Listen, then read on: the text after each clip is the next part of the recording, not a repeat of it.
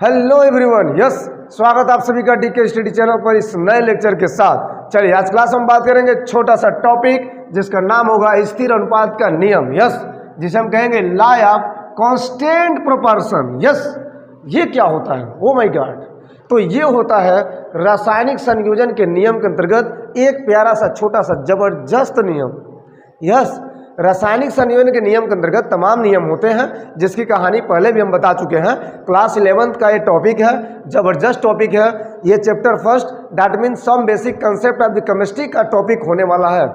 Yes, तो बच्चों यहाँ हम देखेंगे स्थिर अनुपात का नियम। तो यहाँ पर सबसे पहले इस नियम को बनाने वाले कौन थे? तो ये बात है 1799 की। ये बात है बच्चों 1799 की। 1799 में जेएल प्राउस्ट जी आए। कौन आए? JL Proust. जेएल प्राउस्ट ने क्या कहा?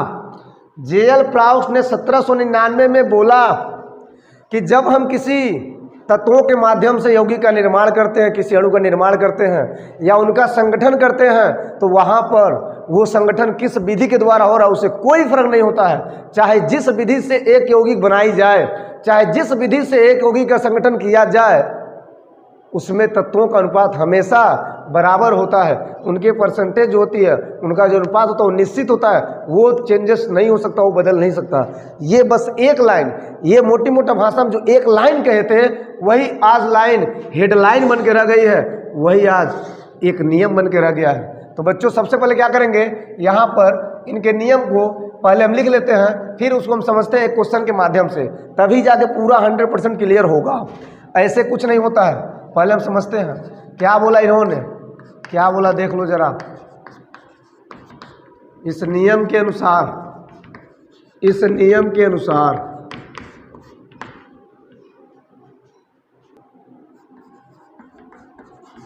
किसी भी रासायनिक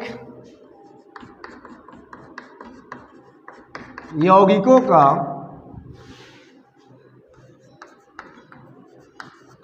संगठन निर्माण की विधि पर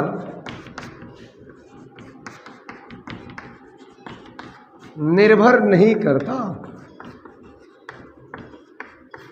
अर्थात बोल सकते हैं किसी यौगिक में उनके तत्वों का अनुपात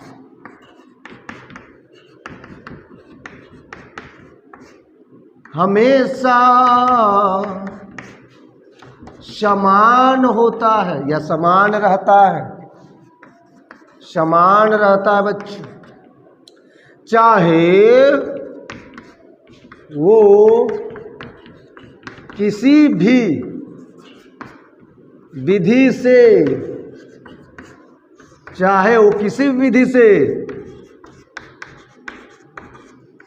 निर्मित किए गए हों। ठीक है, निर्मित किए गए हों। ओके, क्या हुआ जी? इतनी बात है, 2 लाइन की बात है, 4 लाइन में दिख रही है, लेकिन ये वास्तव में 2 ही लाइन है। चलो, तो 1799 में जेएल प्राउस्ट ने बहुत बड़ी भूमिका निभाई। क्या भूमिका निभाई? अपने मुंह से एक लाइन बोला, उसका हेडलाइन बना दिया, एक जबरदस्त अनुपात का नियम बना दिया। क्या बोला?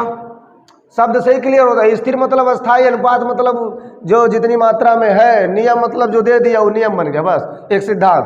तो किसी भी इस नियम के अनुसार किसी भी रासायनिक यौगिकों का संगठन निर्माण की विधि पर निर्भर नहीं करता। कुल मिलाकर बात यह है, हम कह सकते हैं कि किसी यौगिक में उनके तत्वों का जो अनुपात होता है बच्चों हमेशा समान होता है, चाहे वो जैसे बने हो, चाहे वो किसी विधि से निर्मित किए गए हो। राइट। इस कहानी को समझने के लिए हम क्या करेंगे, पूरी दुनिया जानती है कि H2O दैट मीन्स पानी।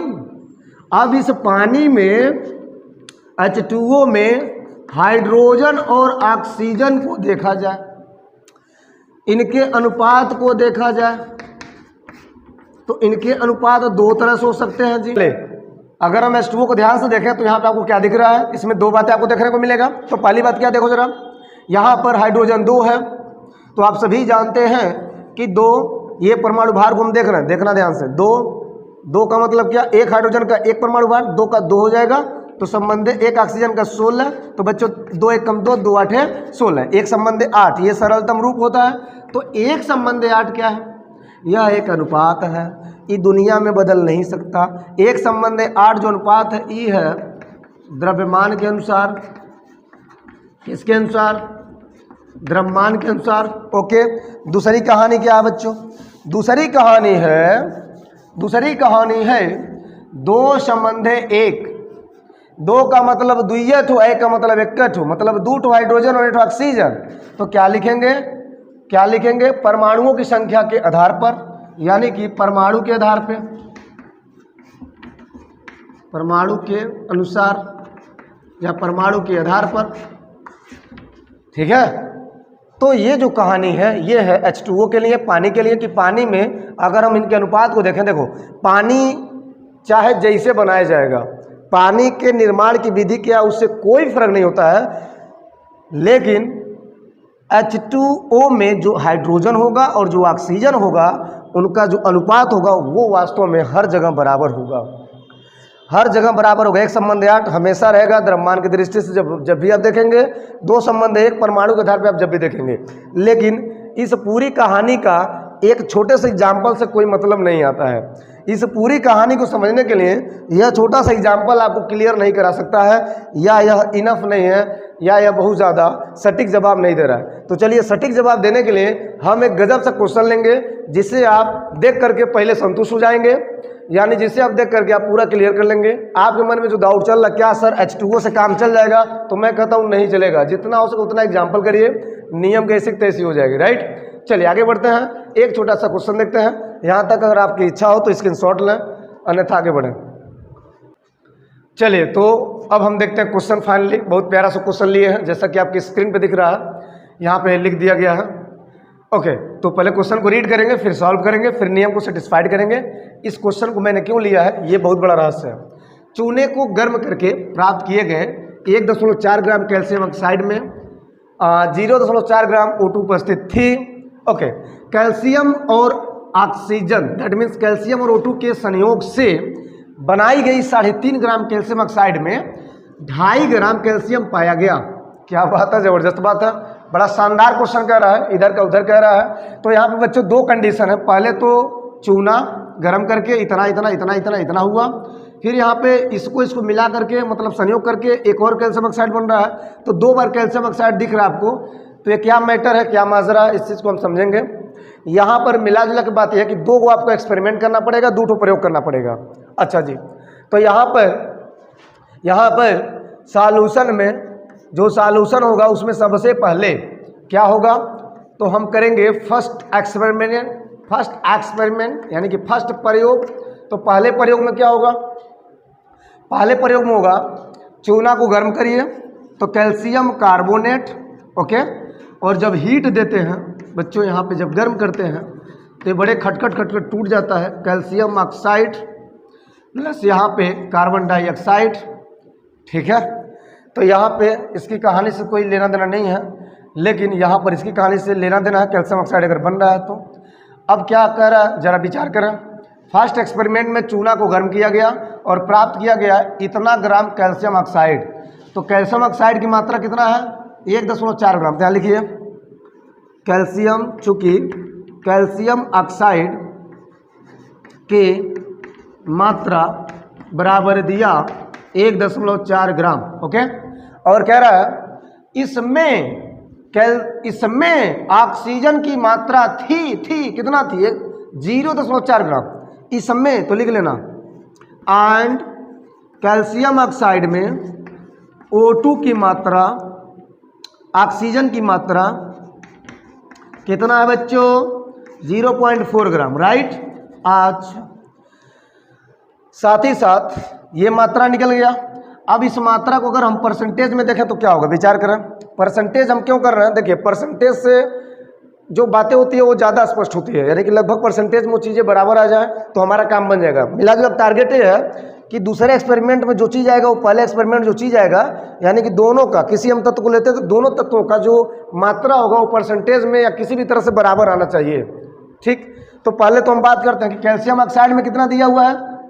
कैल्शियम ऑक्साइड में ऑक्सीजन की मात्रा कितना दिया हुआ है, 0.4 ग्राम। ठीक है, अब हम आपसे ये कहते हैं कि आप ऑक्सीजन की परसेंटेज मात्रा निकालें, तो कैसे निकालेंगे, तो ध्यान दीजिए, लिखेंगे लिखेंगे लिखेंगे कैल्शियम ऑक्साइड में ऑक्सीजन यानी कि O2 की प्रतिशत मात्रा है ना, प्रतिशत मात्रा, जिसके लिए क्या करते हैं, जिसके लिए बच्चों सिंपली 100 से गुणा कर देते हैं।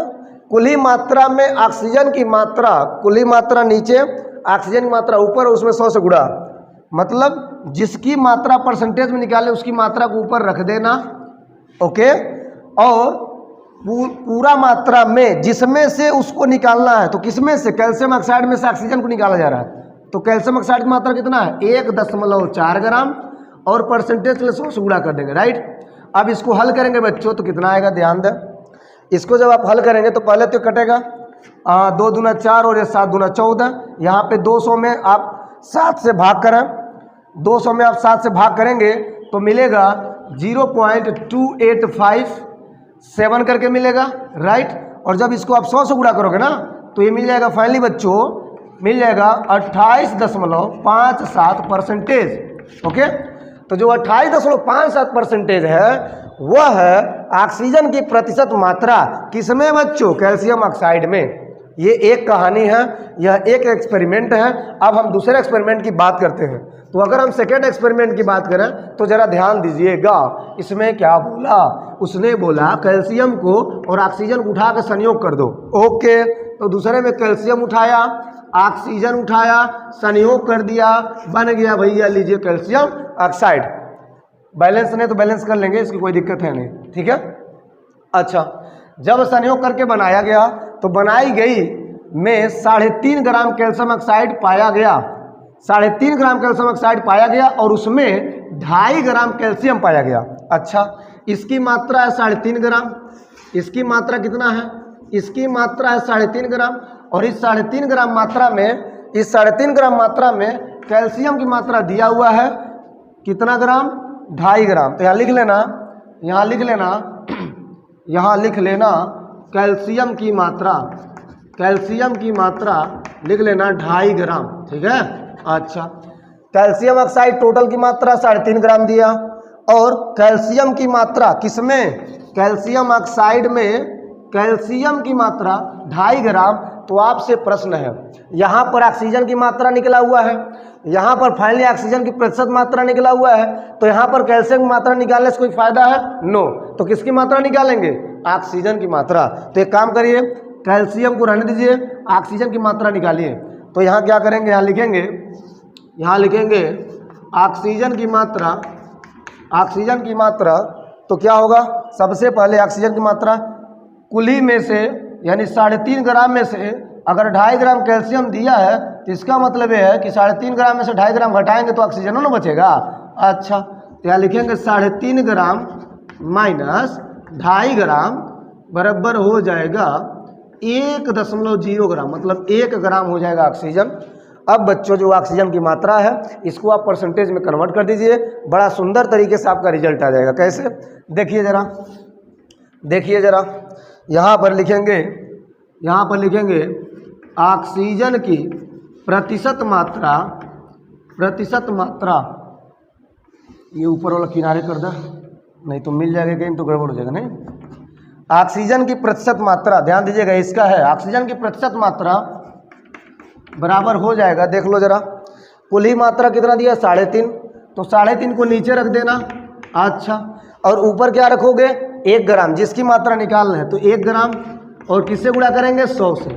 अब बच्चों इसका हल करेंगे तो पक्का है यही आएगा, ना हो तो आप कैलकुलेटर उठा के फटफट कर दें तो आपको मिल जाएगा 28.57%। राइट, तो बच्चों आपने क्या देखा, पहले एक्सपेरिमेंट में चूना को गर्म करके कैल्शियम ऑक्साइड को बनाया गया, दूसरे एक्सपेरिमेंट में कैल्शियम को अलग और ऑक्सीजन को अलग मिला करके एक्के में क्या बनाया गया, कैल्शियम ऑक्साइड बनाया गया। दोनों में मात्राएं अलग अलग भले ही थी, दोनों मात्राएं अलग अलग दी गई थी, लेकिन यहाँ पर ये बना था इस माध्यम से गर्म करके, ये बना था इस माध्यम से संयोग करके, दोनों के बनने की प्रक्रिया अलग अलग है। तो यहाँ पे अलग अलग हिसाब से एक ही चीज़ बन रहा है, तो इन एक ही चीज़ में किसी भी तत्व का अगर हम मात्रा निकालेंगे तो वह मात्रा समान होगा, और जब मात्रा समान होगा तो यही तो है स्थिर अनुपात का नियम। यानी कि अनुपात हमेशा स्थिर हो तो उसी को हम कहेंगे स्थिर अनुपात का नियम। चाहे वो यौगिक किसी भी विधि से बनाई गई हो, कैल्शियम ऑक्साइड इस विधि से बनाई गई, कैल्शियम ऑक्साइड इस विधि से बनाई गई, कोई फर्क नहीं पड़ता किससे बनाया गया है। और जेल प्राउस ने यही तो जबरदस्त बातें कही थी, और उन्होंने इस क्वेश्चन के माध्यम से प्रूव भी कर दिया कि कैल्शियम ऑक्साइड चाहे इस विधि से बनाओ, कैल्शियम ऑक्साइड चाहे इस विधि से बनाओ, कोई फर्क नहीं पड़ता है। जो मात्रा आएगा किसी भी तत्व का निकाल देख लो, जो भी मात्रा आएगा वो लगभग बराबर आएगा, हमेशा समान होगा, और इससे ज़बरदस्त बात और कुछ भी नहीं है। यस, तो मुझे उम्मीद है कि आपको पूरी बातें क्लियर हुई होंगी, आपको आज स्थिर अनुपात का नियम समझ में आया होगा। यस, कमेंट करो, बताएं कि आज का लेक्चर कैसा लगा। यस।